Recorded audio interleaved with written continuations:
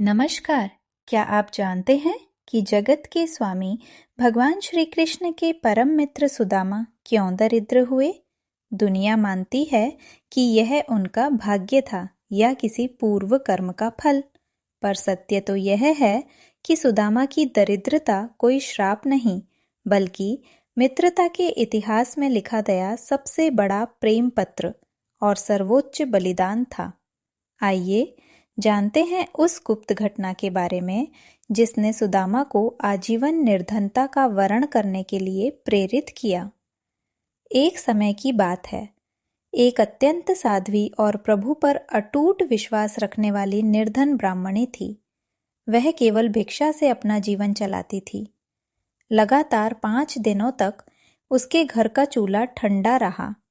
उसने केवल जल पीकर और भगवान का नाम लेकर रातें बिताईं। छठे दिन उसे भिक्षा में मात्र 2 मुट्ठी चने मिले। भूख से व्याकुल होने के बावजूद उसकी निष्ठा अडिग थी।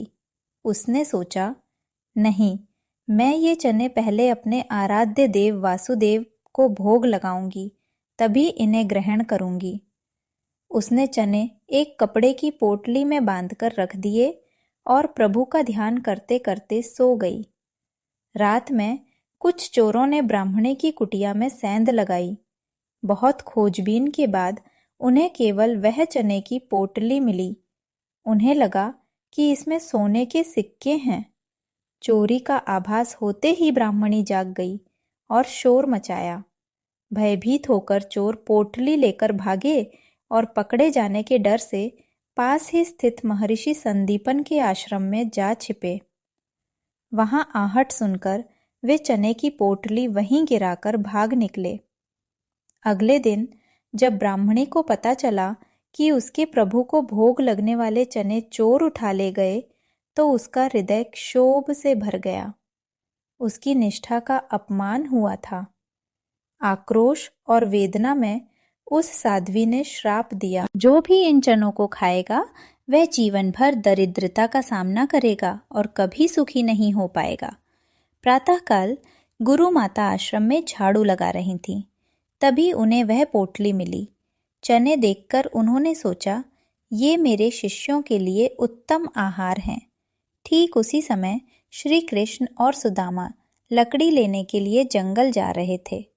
गुरु माता ने स्नेह से पोटली सुदामा को देते हुए कहा, बेटा, जब तुम दोनों को भूख लगे तो इन्हें बराबर बांटकर खा लेना। सुदामा जन्म से ही ब्रह्मज्ञानी थे। पोटली हाथ में आते ही उन्हें तुरंत श्राप का संपूर्ण रहस्य ज्ञात हो गया। उनके मन में भीषण द्वंद्व शुरू हो गया। गुरु माता की आज्ञा है कि चने बराबर बांटकर खाएं, परंतु ये चने श्रापित हैं। उन्होंने गहराई से सोचा, अगर मैंने श्रापित चनों को त्रिभुवन के स्वामी श्री कृष्ण को खिला दिया तो क्या होगा? स्वयं लक्ष्मीपति दरिद्र हो जाएंगे। ये मेरे रहते कभी नहीं हो सकता।